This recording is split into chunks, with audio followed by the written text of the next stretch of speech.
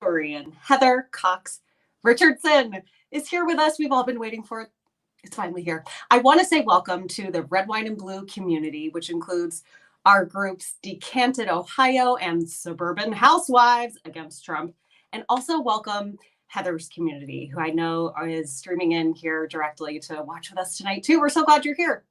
My name is Katie Paris, and I founded Red, Wine, and Blue last year sometime because I wanted to harness the power of suburban women to help change our state and this whole country. We are a grassroots group that believes in building community and just getting shit done together. So we're so glad to have you here with us tonight. Thank you. We are just so excited to have Heather on tonight with us because she is what puts fuel in our tanks just every morning. And we know so many of you feel that way too. So Heather, welcome. Well, it's a pleasure to be here. It's great fun to be here. Well, cheers to you. We drink wine around here. I know you've had a busy day as usual covering all things history. Did you get to the apple orchard today? I know that you were mentioning. I did not. We actually picked apples down by the shore yesterday from old trees that were there, no orchard, and I made a pie last night out of Spencer's. And if anybody knows their apples, they're good. Oh my God. You do it all, truly. Like you bake pies on top of everything. This is why I'm here. It's not like I do it all. There isn't a woman who is watching right now who doesn't do it all. Oh, you are speaking our language now. Thank you so much, Heather. Hey, come on. You know, honest to God, all of us know, you all know exactly what I'm talking about, right? Like, yeah, you do it all. You're paying your bills, like writing the checks at the stoplight with the 3 kids in the back of the car. I've been there. That was me today, like 45 minutes ago. So yes. All right. I'm glad that you have your wine because this is seriously meant to be a celebration tonight. Yesterday marked, for anyone not following closely enough, yesterday was the 1-year anniversary of Letters from an American, which is what Heather calls, of course, her daily newsletter that she sends out to the world. And I believe between all the platforms, you've got about 1 million followers, just the average professor of history type social media following. And this is Heather's reflections on the day's news. And what's so helpful about it is that she just puts everything in context. It can be hard to keep up with everything. And the way you explain the news, I would say, and connect all the dots, that is why women read you. Literally, I can't tell you how many women tell me, oh, I wake up in the morning and before I even get out of bed, I read Heather Cox Richardson. So you've been doing that for 1 full year. Heather, what has it been like this entire experience to have this 1 million person following evolve and literally become like a professor of history rock star? So that's the funny part about it. First of all, by the way, you asked me about my favorite drink, and I do drink wine. But so here's the secret for everybody. I am an absolute addict to seltzer water. And that's that. So, and this, I wanted to tell you some stories that nobody else has heard. And that is, my students know this, and my close friends know this. This gets me into huge trouble because I drink everything out of a wine glass. And the reason for that is because when my kids were little, I don't like to share food with children because as far as I'm concerned, the plague went to Europe, not on rats, but on small children, because no matter what they had, I got it. Yeah, and you know how little kids are, they're always taking stuff off your plate and whatever. And every time I'd go, oh, this once it's okay, the kid would be vomiting in like 2 hours. And that would mean that I was going to get it. So I had this thing. You're scaring me now. My kids are 5 and 2. And I swear that's like how I consume half my calories. Okay, yes. Well, I wouldn't do that because my weakness is stomach bugs. Like I'm good with everything else, but my weakness is stomach bugs and I hate them. So I started drinking everything out of a wine glass. And I would say, this is the one thing you can't touch. You can't touch a wine glass. It's dangerous. So I got in the habit of it. But my other drug of choice before nighttime is Diet Pepsi. And if you put Diet Pepsi in a wine glass, it looks like red wine. Totally. So I start sucking that stuff down about 9:30, 10 o'clock. And it is not infrequent that I will meet somebody at the door holding this and be chugging away at it. And just this spring, I'm like sucking down my Diet Pepsi from my wine glass. And I'm trying to talk to this guy who's supposed to be doing some work around the house. And finally, he keeps looking at me really funny. Finally, he goes, I'm sorry, I have to ask. are you really drinking red wine at 9:30 in the morning? And I'm like, no, it's Diet Pepsi. And I'm like, I'm not sure that's better, actually, if you think about it. So the question is, what has it been like? So you have to understand that in my life, nothing has changed because we're all locked down. In fact, if anything, I'm traveling a lot less than I used to. I'm actually not an unknown professor of history.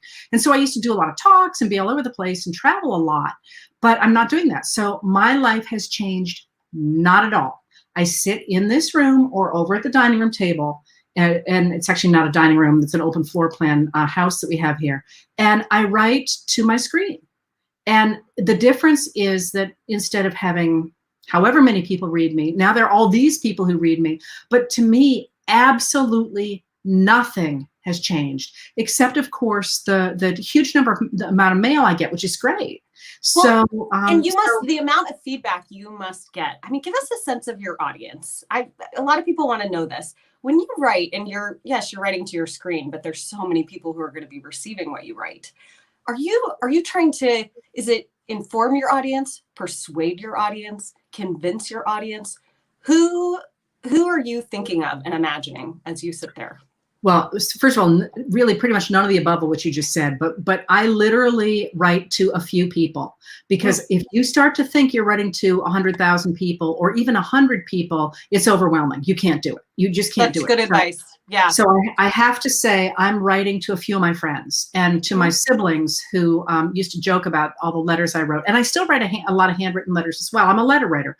So I have to think it's just a few people. And sometimes I think, oh, I don't really know if I want to tell this many people this much stuff. And then I think, no, I'm not writing to 100,000 or a million or however many people. I'm writing to 5 people. Would I say it to them? Sure. And then I go ahead and write it.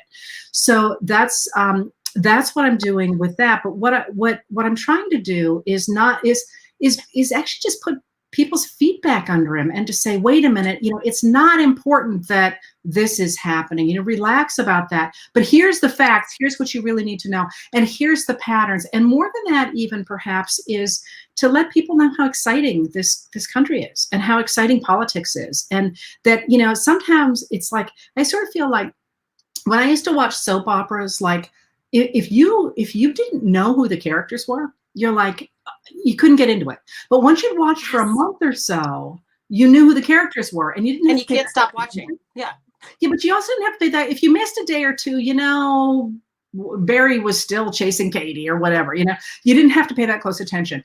And so what frustrates me on the news a lot of the time is they'll start in with a story and they'll be like, well, this affects the Logan Act. I remember when they started talking about the Logan Act, I'm like, you are not fooling me. I have taught this for 30 years. I don't know what the Logan Act is. Why are you pretending we all know this? Right. So a lot of what I've been trying to do is simply to say, this is not difficult stuff. You just got to know who the players are. It's not that you're stupid. It's not that you shouldn't be here. It's that there's kind of this inside baseball feel to it. And to me, American democracy is all about it not being inside baseball. And then once you start to strip all that away, you basically have just a bunch of regular people, and some of them are doing good stuff and some of them are doing bad stuff, but we get to say which ones we want to go with. And I think that's really cool.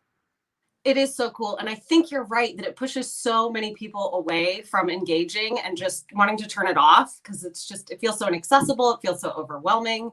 And that's bad. That results in people not being engaged. And so you are making all of this information more consumable. I'm curious what you'd say to this. A lot of women we talk to, because we talk a lot here about finding your voice and kind of finding that courage to speak up. And I think your advice about, like, just imagine a few friends, think of your siblings rather than the masses when we do come out here and step up in bigger ways. But so many women say, I'm just nervous that I don't have all the facts, that I haven't done all the research. It's almost like, but I'm not Heather Cox Richardson, so like, who am I? Like, what if I don't know the thing when I get pushback? What do you say to when people, have you heard that? What would you say to women who say that? Well, do remember, first of all, that that I don't have all the facts when I wake up in the morning either. I have this wonderful friend called Google. And that, the trick to that is when somebody says, and I get this all the time, I get emails all the time saying, what was the recent one that Biden had released the names of a SEAL team. I'd never even heard of that. I Googled it. It came right up. What you do is you Google the keywords and then hit news. And the stories will come up. And if they're from like major players, you know, they're real. ABC News, NBC News, Forbes, the New York Times, but it's paywalled. You know, I try never to steal paywalled sites because lots of people haven't put the money down for that, and that's fine. Right. So that's one place you start. But the other thing is that, this is one of the reasons I'm here at this group. You know, my time's a little hard to find right now, but I really wanted to be here because I think a lot of women beginning to become politically empowered is speaking up. And, you know, it's not that you don't have the information. It's that you're accustomed to letting people who don't have the information push you around and say, well, you're just. That is it. That's 100% it, Heather. And so the idea that somehow you don't know what's going on. No. Take it out of the political realm. How often does that happen to you at work? And don't think I don't get that, by the way. I get that all the time too. But in history, you know, I've done my homework. I know what I'm doing. But it's more like you have a right to speak up. You have a right, and you have a right to ask questions. I mean, that's the other thing. It's not like, yes. And especially a lot of the times people will act as if like everybody knows, like the Logan Act. Like, well, how could you not know the Logan Act? Again, being in that field, I could say, oh, you are not fooling me. None of you knows what the Logan Act is. Right. And looking it up and learning and going, oh, well, that's really easy. But, you know, so much of that kind of attitude, like you couldn't possibly have a say in this. Well, of course you can. The same way at work when somebody says, you know, did you get the memo? Yeah, the answer is, well, yes, I did. And I actually read it. Yes. Okay. Well, Heather, speaking of women speaking up, we have with us tonight a woman from the Red, White, and Blue community, Suzanne, who was actually our contest winner to get to hop on the screen with us and get to ask you a question. Hi, Suzanne. Suzanne, where are you? I am so excited. I was going to wear my tiara. I couldn't find it, so I brought my magic wand. Hey, everybody needs a magic wand. I'm sorry? Everybody needs a magic wand. Absolutely. Particularly if you're a mom and a grandma, you got to have a magic wand. Where are you, Suzanne? I'm in Columbus, Ohio. I work for a small pharmaceutical company here in Columbus, a generic company, and I've been in Columbus almost 40 years. I grew up in Tennessee. One of my very dearest friends lives in Columbus, so I have a very soft spot in my heart for it. Next time you come for dinner, I'll cook. There you go. She is telling you the truth there, Heather. Suzanne, we've actually only ever chatted on Facebook in the groups. This is our first time face to face, so it's so good to see you. Thank you. It's good to be here. I'm so excited. Heather, I read you every day. I tune into your Tuesday and Thursday live streaming conferences. I appreciate everything you do and everything you bring for us every day. My question for you, and I think it's probably going to be a pretty easy one given the conversation that we've been in just now, is how important do you think women in general and suburban women in particular are going to be in this election? Okay, so that is an absolutely great question. I think obviously they're key. You can see both camps trying to reach those suburban women, but I want to push it out more than that. And that is that something really important happened in the election of 1980, and that is the first time in American history where women split away from men in the way they voted. So there was this idea when women first began to vote that somehow they would make up a different bloc. In the 19th century, they began to talk about women as being this particularly moral bloc. But what they found, in fact, was that women tended to vote like the men in their families. Well, in 1980, that split started where women tended to back Democratic candidates and men started to back Republican candidates. And you know right now how dramatically that split is with women backing the Democratic candidate, Joe Biden, and men backing the Republican candidate, white men. I'm sorry, I was talking there about white people, white men backing Donald Trump. But the whole reason I laid that out is because with that gender split, I see something much bigger. And I see women who grew up in the second wave of feminism and for whom that did not pan out the way that we expected it to after 1980. Really now we're older. We have worked outside the home. We have figured out what our voices are, and we're speaking up. And I think that that is going to change not only this upcoming election, but if you look at the way that people like Stacey Abrams are talking and Hagar from she's from Texas, and Amy McGrath from Kentucky. What you're seeing is a new language about what it means to be an American. It's not the FDR guy taking care of his family. It's not the cowboy guy taking care of, you know, his women and pushing back against these other bad guys. It's community.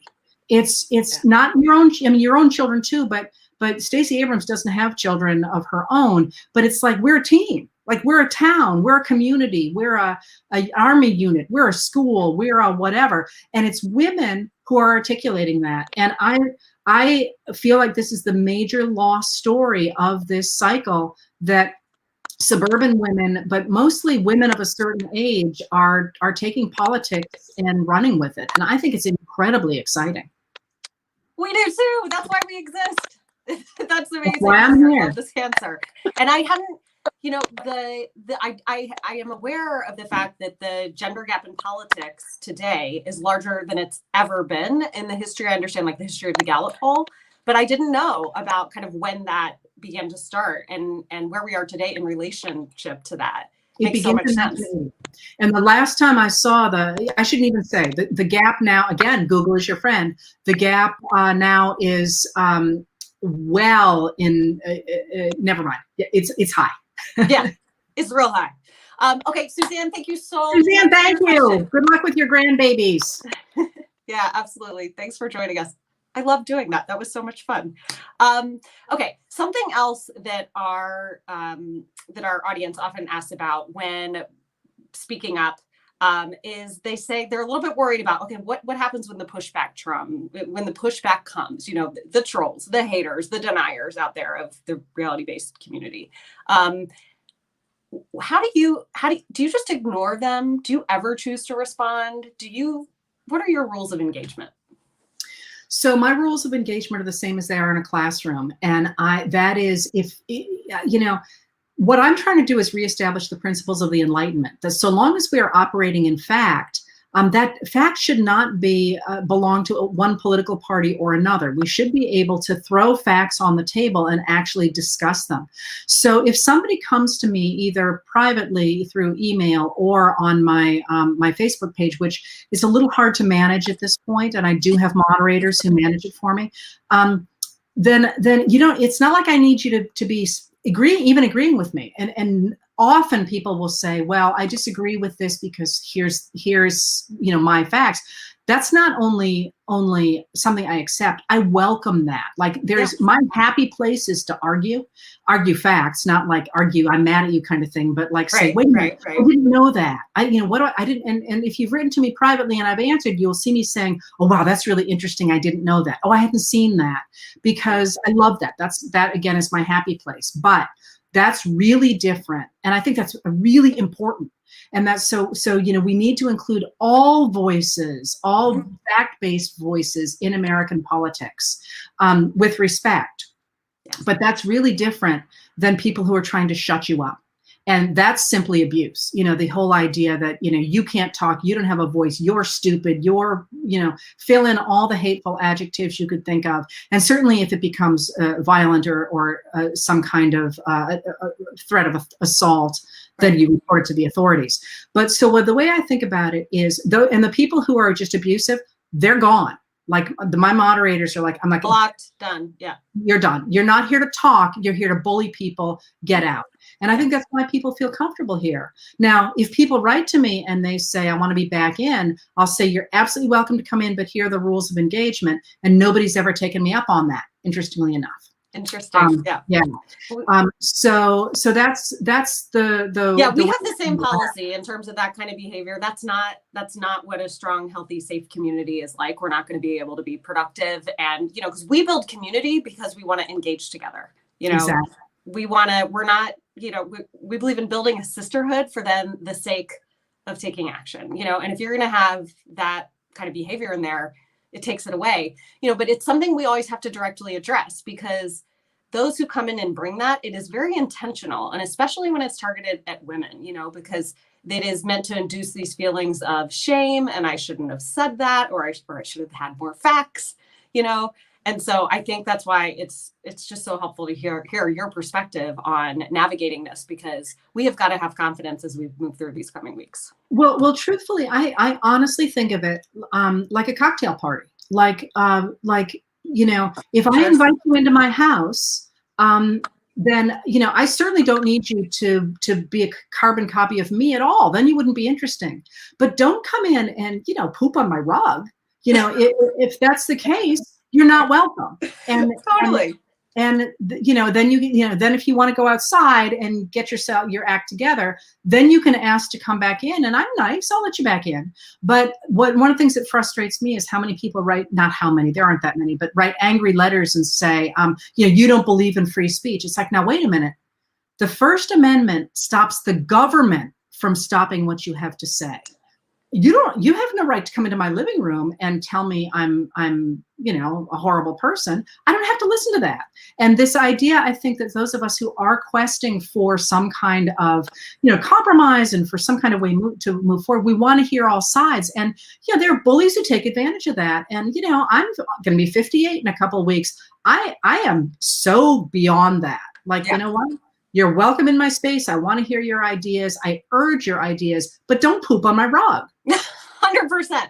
Okay. One thing I was supposed to mention, my team is going to kill me if I don't, is that if you want to, anyone out there watching, we loved doing this contest where you got the chance to come on and ask Heather a question. If you want to be entered into future contests like that when we're doing these type of interviews, download the app Outvote, like one word, and then look up the campaign Red Wine and Blue. And that is where we are all taking action together to remind our friends to request their absentee ballots, to get out the vote, to inform them about who's running in these local races. So if you just want to be part of this crew, I promise we keep it really fun while staying really informed. So please join us. Okay, you guys, I said it.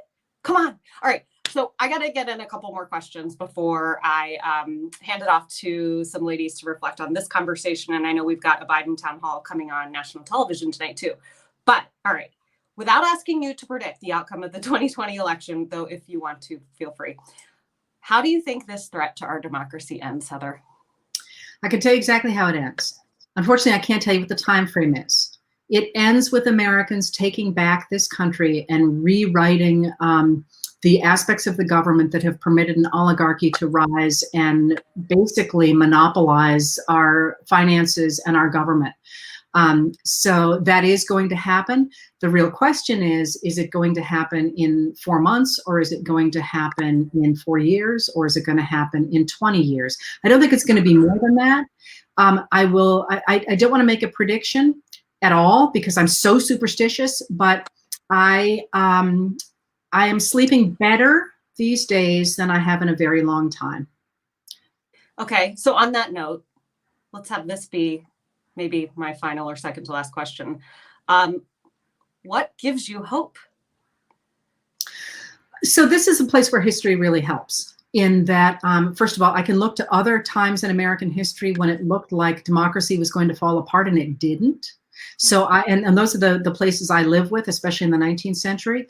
But in a more immediate sense, like, this is not new. Donald Trump he did not come from nowhere. This has been building now throughout my entire lifetime. This is why I went into history. And it used to make me crazy that, when I would talk about George W. Bush's signing statements or any of the steps we took on this road. I mean, the whole concept of the unitary executive has been around, all this stuff. And people just were like, I'm not interested in politics. I don't care. It's fine, whatever. And I kept... honestly, it was like being a voice in the wilderness. Yeah. And as so many people sit there and say, I'm so depressed, I'm so worried, I'm like celebrating here because I'm not alone in this anymore. And my friends aren't alone in this anymore. And now we're seeing what was so exciting in the past when ordinary people who kept saying, I don't care what's going to happen with, the election of 1850, are looking at the world around them and saying, hey, this does affect me. I do care about that. And it's exciting to share my love of this country with other people.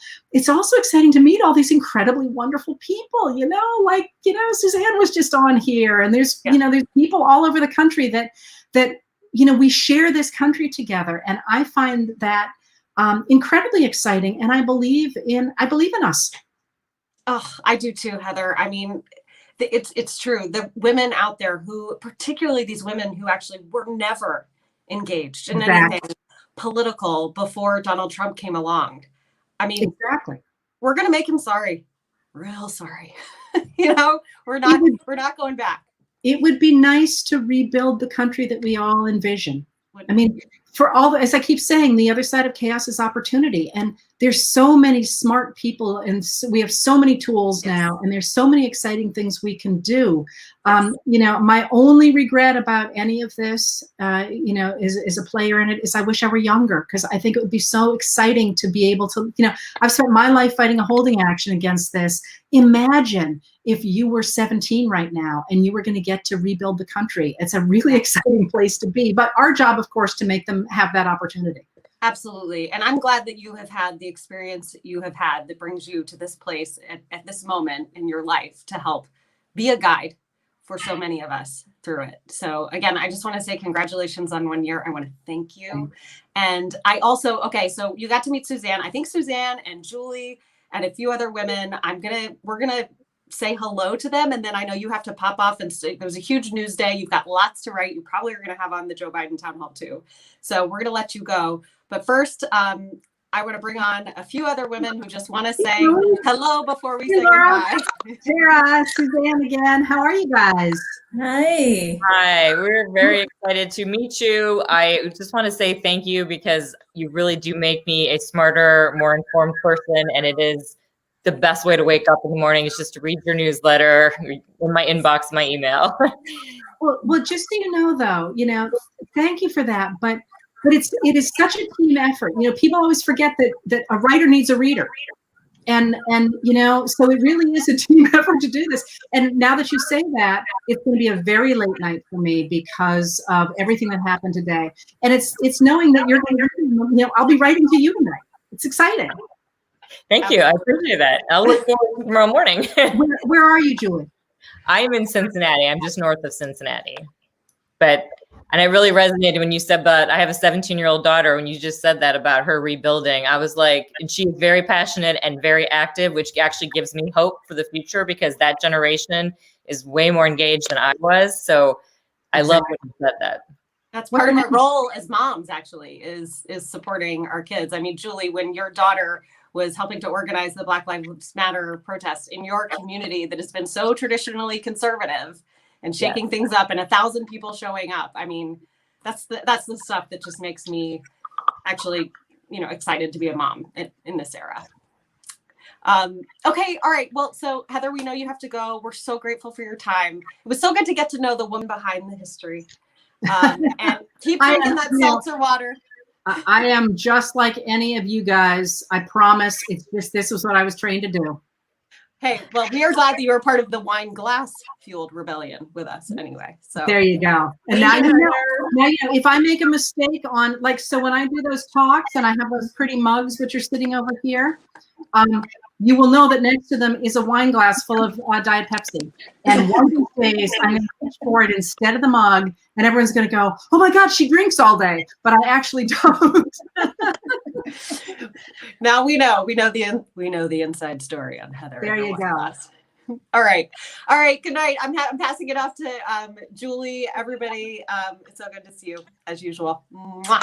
Good night. All right, so we are left with the Heather Cox Richardson, I believe, super fan club. Although I think we are bringing Tara into the fold tonight on this. So I know, Laura, you're an avid reader. Before we start, I just want to say hi. My name is Sheila Womack. I am the organizing director for Red, Wine, and Blue. We were so thrilled to get Heather Cox Richardson to come and talk to us tonight. Just like I said, super fan here. And I know that Laura, I'm going to let Laura introduce herself. I know she is too. So Laura, say hi. Sure. Hi, I'm Laura Robertson Boyd. I'm in Columbus, Ohio. I'm also a regional organizer with Red, Wine, and Blue, and a Heather Cox Richardson super fan. And then Tara, we are bringing you into the fold. I'm dying to get your reaction to what you heard tonight. But Tara, just say hi and tell us about yourself. Yes, I am Tara Seward. I live in Dublin, Ohio, which is north of Columbus. And yeah, I am just hearing about Heather for the first time. only a couple days ago, I think that I tried to real quick cram to do my research to know who she is. So I am the one that's not political, but has become interested post-Trump. So that is me. And then within the last, few months, it's really kind of kicked into a second gear here, where I've just gotten to meet some amazing people and really felt like, might be interesting. So, hearing her was awesome. So I'm definitely excited to get my morning dose of her forward. Yeah. Well, and let me tell you guys, if Tara's been on before, Tara, can you move your light up a little bit? I can barely see you. You're kind of, I don't know if there's any more light you can get on there, but yeah, wait, I'll come back. Let me turn it on. Okay. I wanted to say to you guys, Tara has been amazing. She has been totally activated. She has been talking to people. She's been changing people's minds that you should not be able to change. So if you want to talk about someone who's using their voice and getting out there and making a difference, it is Miss Tara there. So we were so excited that she wanted to come back on and talk tonight. And Tara, I swear, if you start reading Heather Cox Richardson, you will be like so informed and feel even more confident when you go and talk to people. But so Laura, what did you think? Because I know you actually do read her letters every day. And that was great to be able to hear behind the scenes how that all works. Every day when I wake up and I read her letter from an American every morning, I wonder, there aren't enough hours in the day for her to do everything she has to do, to teach, to do her online live Facebook feeds, to write these letters and do all the research behind it. I don't know how she does it, but I loved hearing from her firsthand what the process is like for her. That was neat, because that makes you feel even more connected. I love that.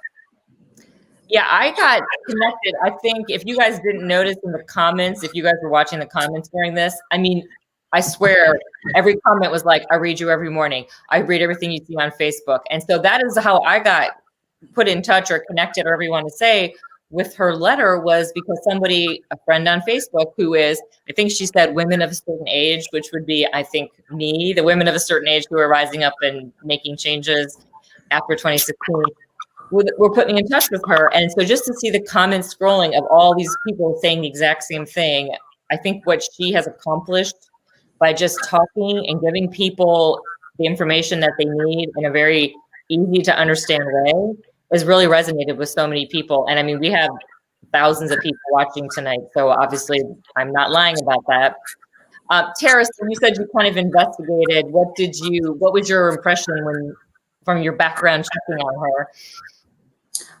Well, so I think I really resonated with the fact that she said just write to 5 people, because I think that's kind of how I found my voice as far as even just talking to people, because it's like I'm talking to a big group. I don't need to convince everyone, I'm really just speaking to one person. So I felt like, okay, I'm pretty good. I'm pretty persuasive. I feel like that's in me to just explain what my experience is. And I feel like, I do have those experiences. And as I started to gain, my voice and really feel powerful in my voice, then, speak to one person at a time, I thought I'm really just building a relationship, and I have no expectations going into it. There's no, I'm not attached to an outcome. I really can just speak to this person honestly and speak my truth, and they can feel that. So that's really where I feel like I've been successful, is I've felt people really connect with what I'm saying, with my words, because they're true, and they can feel that. And at this point, I'm to the point where I can talk about it, probably without feeling any shame or guilt or all of those things. And it's more just fact-based. And I want to then encourage a change. I want people to feel that they have the power to then make a change, So I felt that in my life. So I hope that people can feel that in there. So that's really what I see. And I felt that when she was saying that she just writes to those 5 people. It's just her truth, and then people can really grasp a hold of that. So. Well, I think everything you just said, Tara, is exactly what we're trying to do with Red, Wine, and Blue, because, Suzanne's back. Because honestly, it's women Uh-oh. have these amazing connections. Like you listen to your friends, women connect, women listen to each other. I feel like Suzanne is my new friend, and I probably started talking to you a couple weeks ago just from being in Decanted online together. But we made this connection. And so I know women can do that. And that is what we were trying to do. We know that women can connect with other women. Women can influence by sharing their stories and sharing what's important to them. So we really hope that anybody who's watching tonight that really feels that that is powerful and that that can make a big difference come this election, that you will get involved with us and download that Outvote app and enter that campaign code, because that is exactly what we are trying to do.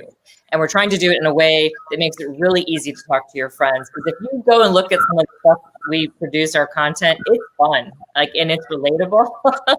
Just like Heather is so relatable in her stories to us. So it's, you know, I think it really resonates with people. Suzanne, how was that? How was that talking to Heather? Because you are a big super fan.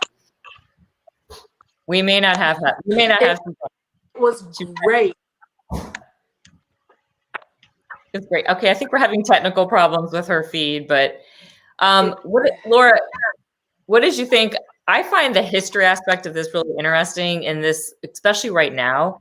I remember telling my son, he was complaining about having to study history. He was like, I don't know why I need to study history. This is dumb. You know, this is like the middle school attitude coming out. And then 2 or 3 years later, he was, after the election and everything that we started hearing about, he was like, oh, I get it now. I understand why it's important. Do you feel like that is just, history has just become so much more important in the last couple of years? So, you know, actually, I'll say that as I was listening to Heather talk about her background of why history is so important to her, and putting everything in context so that we can have hope for the future instead of just despairing over what's going on in the moment. I will admit that my brother is a historian, and he's been telling me all of these things that I should have been paying attention to all along. He's been sounding the alarm bells for a couple decades about how dangerous things have been getting, to the point where now I can finally see over the last few years what he was really talking about. So I think I have my own Heather Cox Richardson in my own family. I'm terrible at history though. And again, it's easier to listen to Heather tell me than my brother tell me why it's so important, right? The history is really important. So I really appreciate that she connects the dots for us. And I love that she ended on that hopeful note that we can make a difference and rewrite our future, right? I love that. And I'm excited because my son he turns 18 on November 3rd. So he's going to be part of that new generation that's going to get to shape what happens. I know that part of it. I do have a lot of hope for the upcoming generation. And I will say that I love that part. I actually wrote it down, so I wanted to remember that she was just saying how she had confidence that the fact that because of history that we will rise up and take back the country, maybe, hopefully very soon, but she's like, it'll happen. And that made me feel very hopeful. What did you think, Tara? Did that resonate with you, or did that give you some kind of hope about what's going on? Oh, for sure. I think, and when she said, because I am not like a history buff, that's kind of what always stopped me from kind of getting involved, because I'm like, I'm not going to be the one to do a date. I'm not going to be the one to, say this act did this or this amendment or whatever, unless I'm really feeling it, So math is my jam, and usually I can get with the numbers, but when it comes to the history, I'm like, But I really appreciated when she said she just Googles. I'm like, I can Google, I'm a good Googler. I can Google and I can look up a keyword and I can hit news. I wrote down those steps: Google, keyword, hit news. I can do that. And so then now I feel power, and I have an example, we have a little thing going on here in Dublin with our school board, but one of our said something about just for politics. I guess he didn't want to use Trump and Biden because, heaven forbid, you would talk about the election coming up. So he went back and mentioned Thomas Jefferson versus Adams during a conversation we were having about equity and equality and inclusion and diversity. One thing I do know about Jefferson is Sally Hendricks, okay? So we know that he was a slave owner, and that's probably not the best reference to use while I'm up there speaking to the board. So that really did make me feel good because I'm like, you know what? I know this history. I know that this is probably not the best time to bring that up. And that felt good. Like, I have this information that I can use. I don't know all of the, of the history that comes with that, but I know that that's just not appropriate. And I had just talked about racial insensitivity. So then I was able to connect that and really, not make him feel that, but just say, hey, we have an opportunity here to really learn more, and maybe not using Thomas Jefferson as a reference as far as just the political race, but maybe using that as a reference to say, you didn't learn that. You didn't learn this piece of it in school that had to do with slavery, that had to do with the fact that he, had children with his slave. Like, maybe that's something that we can also talk through. So long story short, I really feel like empowered that I can know more about what's going on, and it's not so hard as maybe I thought in the beginning. Well, I'm going to tell you this, that obviously Google's great, but I hope that now we have gotten you to become a super fan too, and you will start reading her, and you will definitely feel like you were very informed every day when you wake up. I promise you that. So we hope everybody watching has enjoyed this interview. I hope you will download the Outvote app and join us in coming together and making a difference in this upcoming election, because we can do it. We can do it, ladies. We're going to say goodnight, and we hope everybody has a wonderful evening. Thank you both to Laura and Tara for joining us. Good night.